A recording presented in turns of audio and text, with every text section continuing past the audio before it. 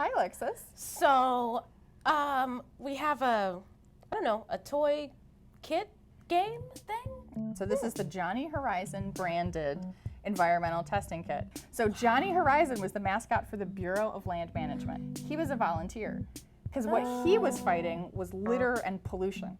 So this is produced around 1971 when they've just debuted Johnny Horizon in 1968. And he's all about getting people to take pledges not to litter and to clean up their parks and their neighborhoods. And actually, millions of people do take his pledge. It's really funny because he was so popular. Like there's actually, Burl Ives, he goes on TV with Johnny Cash, literally Johnny Cash, and they sing the Johnny Horizon theme song together. Johnny Horizon, where do we go from here?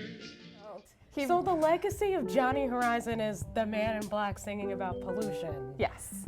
That's awesome. He's really popular, and part of that popularity is because he goes together with the American Bicentennial. And they produced this test kit, which is supposed to be for kids ages 10 and up, it says on the box. So you would think, yeah, it is a toy, but actually the equipment in the box is really serious.